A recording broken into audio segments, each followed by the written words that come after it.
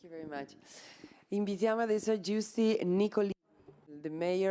Giusi, Nicolini.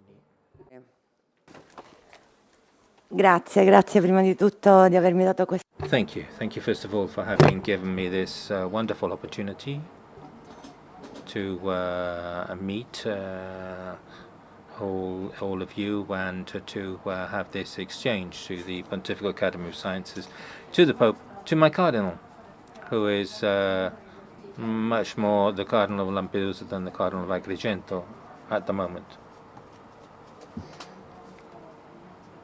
And clearly knows. Mia testimonianza ricordando. And I'd like to begin by saying that 2 months ago, the sentence of the Court of Assize of Agrigento was filed, which sentences to 30 years of jail Muhyiddin Mahmoud from Somalia, one of the organizers of trafficking which led to the 2013 shipwreck of Lampedusa. This man, together with other people armed with machine guns, had abducted some of those travelers in the desert and kept them closed until their relatives paid up $3,000 each as a price for their release. During the period of abduction, the the victims were beaten up and tortured with strange tortures too. They were water was poured over them, and then they were exposed to electrical current, and all the women were raped repeatedly. And they were also offered as gifts to other people who went to the prison to take them. This is all on the record of this trial. To get on the death boat, the Eritreans,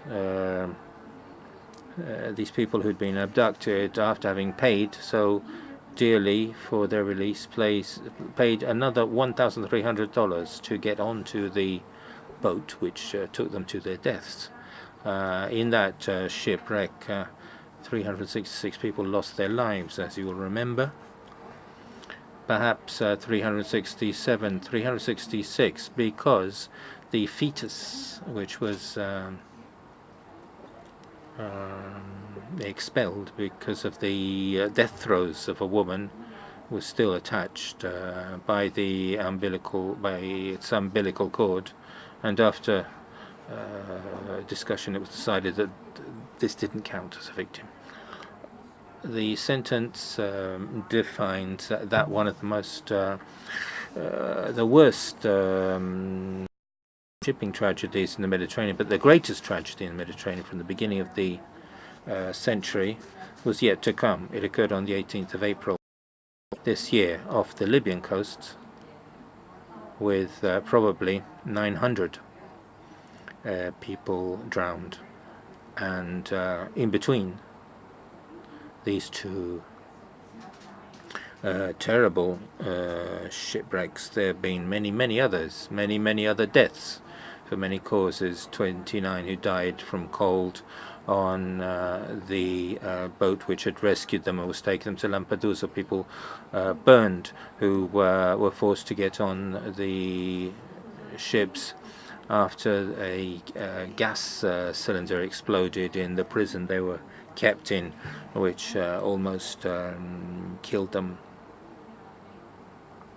And just a few days ago, the Syrian child who died of diabetes because the people transporting her threw her medicines, her insulin, into the sea. So what we're seeing is the trafficking of human beings, something which we in Lampedusa, and these are just a small fragment of the uncountable price which humanity has paid and is paying for 20 years for trafficking of human beings in the Mediterranean, and the policies of closure of frontiers and the logic of pushback which Europe still continues to implement. We need to act swiftly, therefore, because all the things which I've talked about followed the visit of Bergoglio to Lampedusa. And Bergoglio chose that visit as the beginning of his pastoral visit to the world to state that that was the Holocaust of our times. And we need to act swiftly because among those who managed to arrive alive, we have environmental refugees who don't have any humanitarian protection, who are destined to forced repatriation or to live without papers. The Pope began his journeys there to break the silence and to situation. We know things can change, he wrote today. If I were to choose the best sentence in Laudato Si, I think it's this one, which shows that that is the way. It's not just an analysis of the state we're in. It's not a catastrophic encyclical. It is a path of hope, which is pointed out to us by Bergoglio. We know that things can change, and this is something we really thought when we saw Pope Francis land and disembark from his plane. And actually things have changed since then. Europe has had to open its eyes. It's had to place this great emergency of the Mediterranean on its agenda. But this is the only thing which has changed. In 2014, with the Mare Nostrum operation, it was recognized that in the Mediterranean there was a major humanitarian emergency and that Lampedusa could not be left alone. After just a year, Mare Nostrum was cancelled with the cynical grounds that the effect was not to reduce deaths but to increase the living, increase arrivals. Because everything seems to be changed now that the silence has been broken. It seems even more inconsistent and sometimes ridiculous to see what Europe's response is, both in terms of the European reception plan. What are we seeing? It seems that declarations are being used to stop human trafficking. People are suggesting bombing boats. We don't consider the gravity of the situation in Syria. There's 68,400 Syrian refugees this year, twice as many as last year. There's 4 million Syrians in refugee camps now. The goal of resettlement is laughable. There should be a way to ensure that those who definitely have the right to asylum to arrive in safe and sound. And the resettlement has amounted to 32,000, hasn't even reached the risible target of 40,000, which the European Commission had set. So these things are happening while we're still talking about 170,000 people who came in from the Horn of Africa and Sub-Saharan Africa and Syria. And 80,000 people have arrived this year. The results of the wars, a plundering of resources on the part of rich countries, are apocalyptic. There are 250 million environmental refugees by 2015, and the people who from 2010 who've had to escape for 42 million was natural results.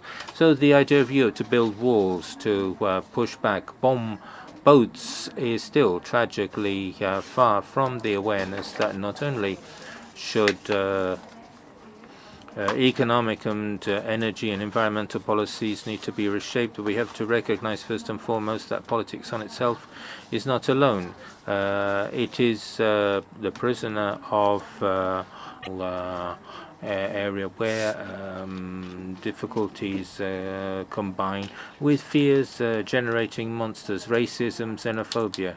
Why is it necessary to be brave to combat racism, xenophobia? Why do we say boldness, bravery? It's a duty. It's normal to combat racism and xenophobia, and that's why we needed this encyclical, because it's a global ecology which is necessary for the salvation and survival of the planet, and for this we need ethics, beauty, scope, soul. As I'd just like to ask you to give me another minute. I wonder how small municipalities, small islands too, like mine, can resist the crisis of modernity, and how they can contribute to global ecology. We're so small. And I ask this particularly today because Bergoglio speaks to every inhabitant of the earth and calls on our individual responsibility very clearly. Lampedusa is giving this example because since 92, 300,000, more than 300,000 lives have been saved. We've contributed to save all these lives at sea. If the difficulties of living in such a remote island has not led us to say no to life, I wonder why. In our some cities, there are riots against taking in 19 people, 19, and I think that because of the climate emergency and the problem of enslavement, we have a very important role, because it's not boldness which will lead us to combat these problems, but by improving reception, we can work against deterioration. If we can combat deterioration, things and degradation, things can improve. We need to combat gang work, gang leader practices, and gang leader practices are now being made equivalent to mafia crimes. And alongside this exploited labor, alongside it being a violation of human rights, it also is something which distorts our economy and pollutes our economy. Look, go and see the way these people are treated, these people who are seasonal fruit pickers. And if we think of further goals for Paris, and we're not able to defend the Mediterranean after we've seen that the refugees in the Mediterranean are also children of the oil exploitation of those countries. Why is it today that the government is not capable of stopping permits for drilling a few miles from Lampedusa, from the Sicilian coast, in near natural protected areas? Otherwise, there's no point in the battle we wage to defend biodiversity on the beach on which turtles lay their eggs in Lampedusa. And so these are concrete ways in which we can reduce the use of fossil fuels, defend the Mediterranean as a reserve for biodiversity, and as we can combat against slavery, the most odious form of treatment.